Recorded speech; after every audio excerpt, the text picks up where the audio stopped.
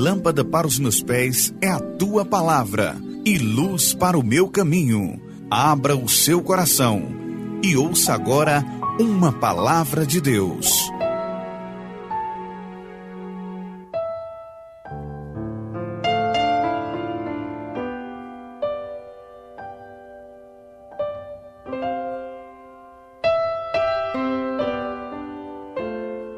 E agora eu convido você para juntos pensarmos um pouco na palavra de Deus. Vamos aprender um pouquinho mais sobre o que Deus tem para nós.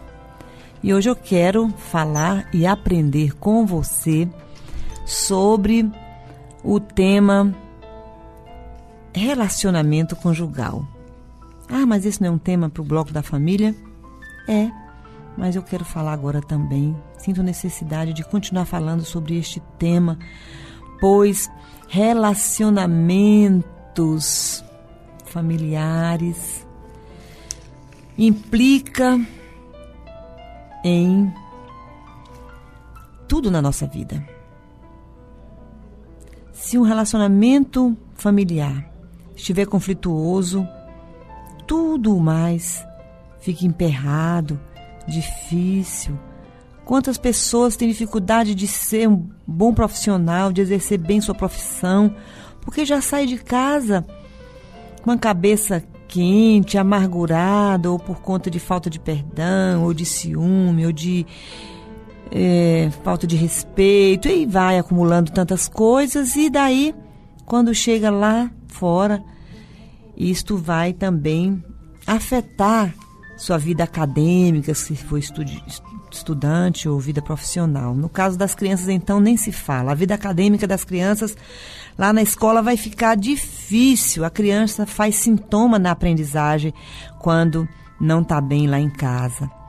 Quando crianças presenciam constantemente conflitos entre o papai e a mamãe, essa criança fica triste. Essa criança vai ficar com déficit de atenção, vai ter dificuldade de aprendizagem. Então, é importante a gente buscar entender melhor como deve ser um relacionamento familiar, um relacionamento conjugal. Eu quero convidar a você para pensar comigo. O que podemos fazer para nos manter casados e felizes, de modo que, quando as dificuldades surgirem, consigamos superá-los? Pense um pouquinho comigo.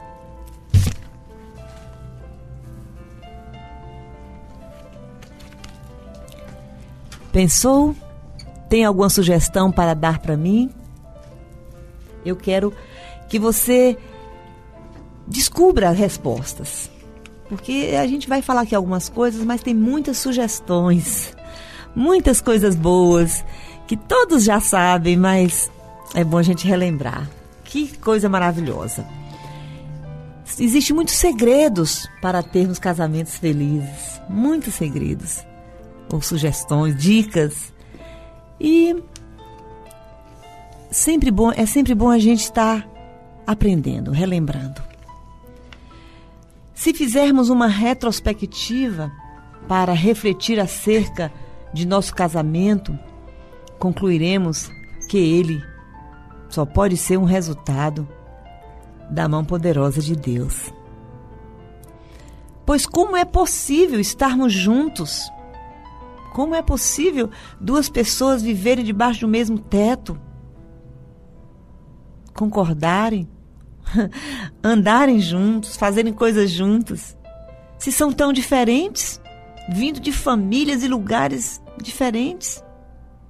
Certamente foi Deus quem providenciou a união de pessoas tão diferentes, que misteriosamente se completam. Então, a primeira coisa que a gente tem que entender é isso. Foi Deus quem providenciou a união de pessoas tão diferentes. Por isso que existe, às vezes, tantos conflitos, porque a gente não entende que as diferenças servem para nos complementarem e não para nos separar. Então, o primeiro ponto que a gente precisa pensar é isso aí. Meu cônjuge, minha mulher, meu esposo é diferente? É. Faz tudo diferente de mim? Faz. mas é para ser assim mesmo. Foi Deus quem quis assim. E Deus é sábio, Ele sabe o que faz.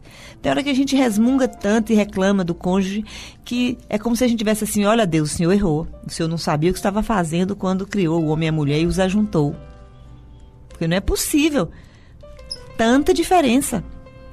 Eu penso de um jeito, o outro pensa do outro. Eu quero ir para um lado, o outro quer para o outro. Então, será que Deus errou? Eu tenho um tipo de energia, ele tem outro tipo de energia. Cada um quer fazer as coisas do seu jeito e modo. Então vamos entender isso. Foi Deus quem criou as circunstâncias para que pudéssemos estar frente a frente um do outro. Ele também aqueceu nosso coração para que fôssemos atraídos, tanto física como emocionalmente, um pelo outro. Daí temos decidido compartilhar, né, nossa vida com aquela pessoa. Mesmo com todo esse pano de fundo, né, mesmo existindo essa atração um pelo outro, aquela vontade de estar junto, muitas vezes, aquele sentimento de que um depende do outro. Eu não sei viver sem você. Mesmo assim, por que será que cresce mundialmente, cada dia, a taxa de divórcio? Muitos casais estão mergulhados em crises. A gente ouve constantemente a seguinte expressão: assim não dá mais para continuar. Não tem mais o que fazer. Como é que pode? Aqueles que antes eram aliados se tornam inimigos íntimos. Aquela satisfação de se estar juntos deram espaço ao peso e à insatisfação? Como a certeza se transformou em dúvida? O que fazer? O que podemos fazer? Eis a pergunta. Para um casal se manter casados e felizes, mesmo quando as dificuldades surgirem? O que fazer para que consigamos superar os momentos difíceis? Para isso, vamos pensar em pelo menos 3 sugestões. A primeira é: você está vivendo essa situação? Clame por socorro a Deus. Invoque a Deus. Busque a Deus. Peça sabedoria a Deus. Comece a entender que o seu casamento não foi obra do acaso. Foi Deus quem uniu você a essa pessoa. E que Deus uniu, não vamos separar. Então vamos o quê? Investir nesse casamento, e Deus com certeza vai ouvir, vai ajudar, vai dar sabedoria, e você vai saber o que fazer. Lembre-se que Deus é o criador e o mantenedor do casamento. Não existe casamento maravilhoso sem Deus. Não adianta. Se Deus não nos visitar na viração do dia, conforme está em Gênesis 3:8, nosso casamento cedo ou tarde perderá o prazer e tornar-se-á árido e sem vida. Precisamos admitir, isto mesmo, admitir que somos falhos, que temos características irritantes, que temos defeitos 1000. Precisamos admitir que o erro está em nós, ao invés de colocar sempre o dedo apontado para o outro, como se o outro fosse responsável apenas por conta de tudo aquilo que está acontecendo. Então precisamos de Deus, você, corra para Deus. Precisamos de Deus para dilatar o afeto de nosso coração, para que o amor de Deus venha fluir em nós, através de nós. E aí vamos usar o cobertor deste amor. Vamos usar este amor para cobrir as imperfeições, ao invés de ficar ressaltando as imperfeições. Tá? Quando o amor de Deus dilata os nossos corações, nós vamos poder perdoar o outro como Jesus pediu que perdoássemos 70 vezes 7 por dia. Essa palavra aqui de Mateus 18, 21, 22, deve ser aplicada primeiramente nos relacionamentos conjugais. Que o marido e a mulher possa pegar esse versículo aqui que Jesus ensinando que devemos perdoar 70 vezes 7 e aplicá-lo diariamente no casamento. Lembrando que errar é próprio do ser humano. Perdoar tantas vezes, quantas forem necessárias, é divino. Não vamos conseguir sem Deus na nossa vida. E a segunda coisa que devemos fazer, a primeira é colocar Deus na vida, pedir socorro a Deus e praticar a palavra, praticar o perdão, viver o amor. Quando a gente fala buscar a Deus, é nisso tudo. É buscar, é só no sentido de falar, oh, meu Deus, me ajuda, não é só isso. Mas viver na prática da palavra. Perdoar, amar, cumprir o papel que a nós foi confiado por Deus, aquela missão. Você não vai deixar de cuidar da casa ou de cuidar do cônjuge porque está zangado. Apesar da zanga, vai lá e faz tudo que tem que ser feito.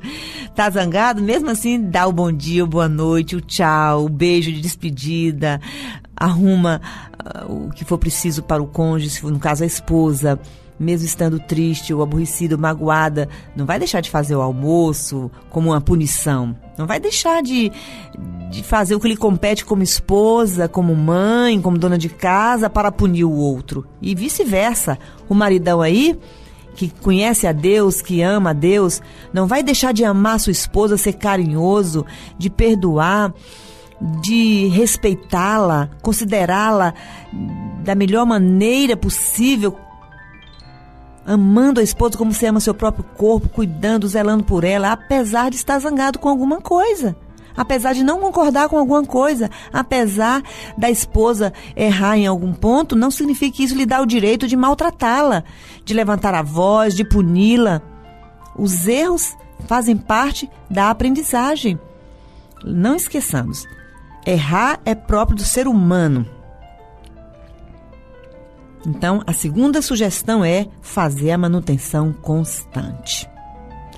O conceito de muitos casais é que não há nada mais a fazer depois que se casam, né? Ah, já beijei muito, já levei muitas flores, já dei muito presente. Casou, cessou tudo? Cadê aquelas palavrinhas de amor, de carinho, os presentinhos e aquele cuidado especial de abrir a porta do carro e tanta coisa mais, né? Que a gente não vai em detalhe. Cadê aquela mulher que fazia tudo para atrair o namorado, o noivo? Agora sim que deve se fazer essa manutenção. Geralmente os casais ficam tão envolvidos com o viver cotidiano, trabalho, tarefas, obrigações, filhos e atividades que não acabam mais, que terminam esquecendo que o seu casamento precisa de cuidado, de manutenção. Dar manutenção ao casamento é como levar um carro à oficina para fazer os reparos necessários. É como um jardineiro que visita o jardim para retirar a erva daninha.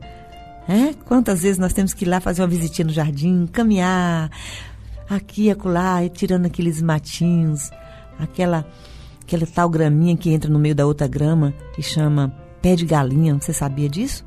Tem um matinho que parece grama, imita a grama, mas que atrapalha a grama bonita ficar legal ali, vai destruindo aquele cantinho onde a erva daninha cresce. Então é preciso a gente ir lá tirar. Deixa aí, não está fazendo diferença. Faz sim. É preciso limpar, tirar o que está sujo, o que está feio. O nosso casamento, o nosso lar é um jardim de Deus que precisa de manutenção. Sem podas frequentes, sem um regar frequente, sem retirar as ervas daninhas, sem retirar as folhas secas, o jardim fica feio. Ou morre muitas plantas. É preciso que haja esse cuidado. Quando Deus criou o homem e a mulher, não colocou os dois dentro de uma casa, dentro de um apartamento, dentro de uma caverna. Não, dentro de um jardim. Deus nos colocou dentro de um jardim. E para que um jardim fique bonito, é preciso que tenha algumas estruturas. Você não pode chegar lá e plantar de qualquer jeito. É preciso estruturar o jardim. E pelo menos 5 elementos são básicos no jardim. O fogo, a água, o fogo, a luz, né?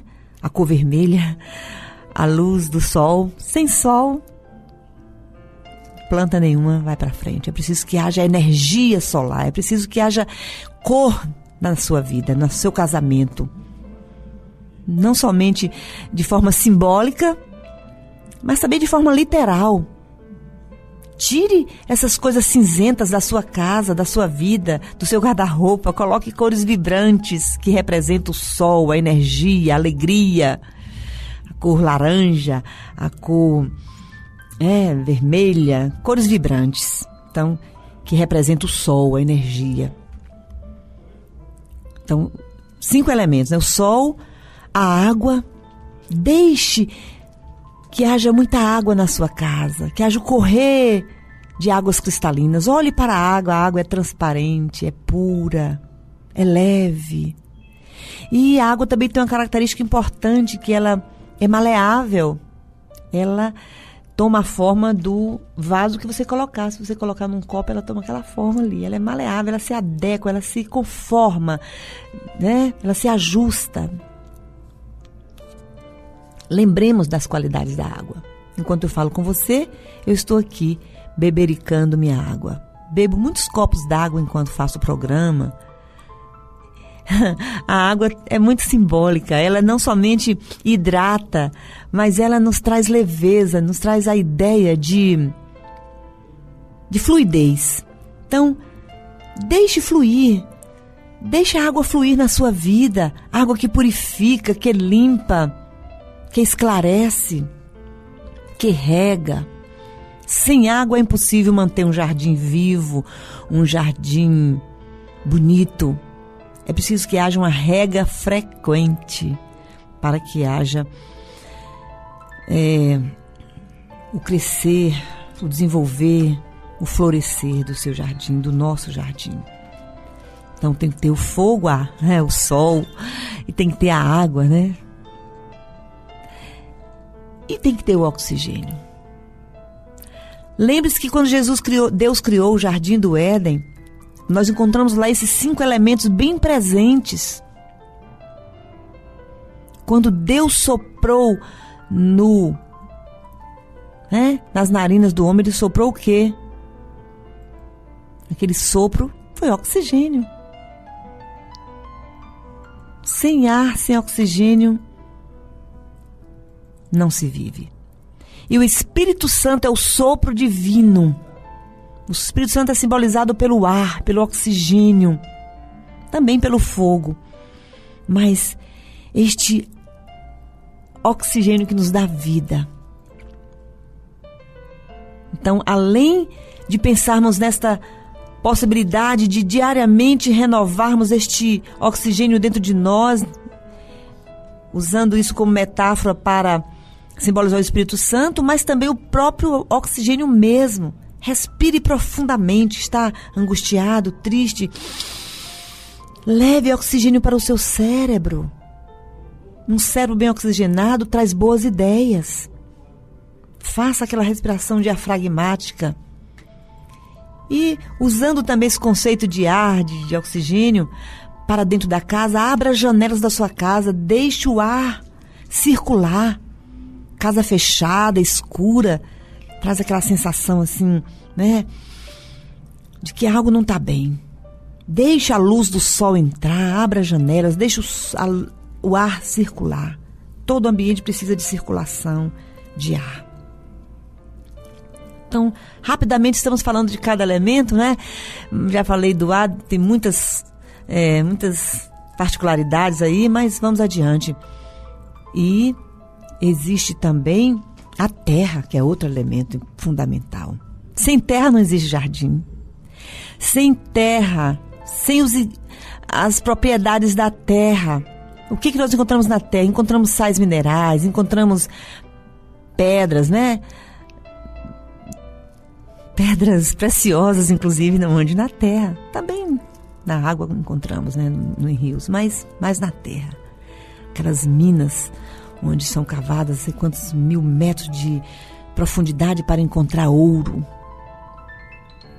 Todo tipo de pedras preciosas, de minérios, de minerais se encontra onde? Na terra.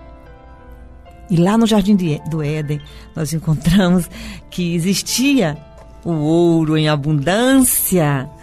Existia sim lá no Jardim do Éden, lá no capítulo 2 você vai encontrar isso, o ouro em abundância. É preciso que haja muito ouro no nosso relacionamento, no nosso casamento, no nosso jardim. Diz aqui no capítulo 2 de Gênesis que o Senhor Deus plantou um jardim no Éden para os lados do leste e colocou no jardim o homem que ele tinha formado. O Senhor Deus fez crescer no jardim todas as espécies de lindas árvores. Árvores que produziam frutas boas como alimento. No meio do jardim, Deus fez crescer a árvore da vida e a árvore do conhecimento do bem e do mal. Da região do Éden saía um rio que banhava o jardim. Dali se dividia em 4 braços. Um deles é o Pison, ele rodeia a terra de Havilá. Aqui está a água correndo dentro do jardim, onde existe ouro de boa qualidade, finas pérolas e a pedra de ônix. Viu aí? Lá nesse jardim de Deus tinha muitas pérolas e a pedra de ônix. E muito ouro, ouro de boa qualidade em abundância. E Deus colocou o homem no Jardim do Éden para cuidar dele e cultivar essa terra. O que nós queremos dar ênfase aqui é que todos estes elementos que estavam ali no jardim também está em nós e deve estar em nós enquanto ser vivente. Sem estes elementos não podemos viver, bem como dentro do relacionamento conjugal. Trazendo essa metáfora desses elementos para dentro do nosso jardim, da nossa família, lá um casamento não pode existir, não pode sobreviver sem essa manutenção, sem a existência desses elementos. Cuide bem da sua terra, cuide bem do lugar onde você pisa. Este lugar aí é santo. Aí existe ouro de boa qualidade, que são seus filhos, herança do Senhor. Deus não deu herança para ninguém de bens materiais. Isso aí a gente consegue pelo nosso trabalho. Deus já deixou à vontade para quem quiser conseguir e tal. Uns têm mais, outros menos, mas o que Deus quer nos dar em abundância é esse ouro, que são pessoas. A maior herança que temos, a maior riqueza, a maior joia preciosa são as pessoas, é o seu cônjuge, marido. A riqueza maior que você tem não é o seu carro, não é a sua fazenda, é a sua mulher. Mulher é o seu marido, o maior presente de Deus para a sua vida. Marido e mulher, a maior herança são os filhos. Então não permita que tanto trabalho do seu dia a dia venha roubar de você o prazer de cuidar do seu jardim, de dar manutenção ao seu casamento. Uma boa maneira de fazer a manutenção do casamento é fazer pequenas pausas na presença de Deus, junto com a família, momentos de diálogo, de conversas. Vamos pedir a Deus, ore a Deus, Senhor, o Senhor é que me deu este cônjuge, essa esposa, este esposo. E eu quero, meu Deus, agradar a Ti. E que o meu casamento seja útil a Ti. Onde eu estou errando, me ajude a ver o que eu preciso melhorar. Eu quero, meu Deus, melhorar e fazer a manutenção do meu casamento. Eu quero cooperar contigo para que meu casamento cresça. Que o meu casamento, que o meu lar seja um jardim de Deus. E assim, que você possa estar cuidando do seu casamento. Não esquecendo que todo ser humano é composto de 3 partes: corpo, alma e espírito. Então, o terceiro grande conselho é viver em espírito, cuidando da sua mente, do seu coração. Lembrando que a alma é a sede de sua mente, de sua emoção, de sua vontade. Geralmente usamos a mente para criar pensamentos, argumentar, defender-nos e acusar os outros. E usamos a emoção para amar ou odiar. Nos momentos de indisposição com o nosso cônjuge, usamos a mente para tirar algum tipo de proveito, para choramingar, para fazer cobranças, até mesmo para irar e odiar. O resultado de uma mente e uma emoção assim é a abertura dada para que a vontade se decida pela separação. Portanto, nossa mente, emoção e vontade, que são as faculdades da alma, precisam ser negadas, postas de lado. Precisamos decidir a viver no Espírito, onde há vida e paz, e negar a nós mesmos. Tocar e experimentar o Senhor Jesus que está em nosso espírito. Que venhamos aplicar cada uma dessas coisas no nosso viver conjugal e desfrutar de todos os seus resultados. Não é bom que ninguém viva só. Não é bom que o homem viva só. Foi Deus quem disse isso. Então vamos fazer a manutenção do casamento para a glória de Deus. Você quer saber mais sobre este tema? Adquira o livreto Casamento, Investir ou Desistir, que serviu de base para a nossa reflexão desta manhã, aqui na página 40. Que Deus nos abençoe. Amém.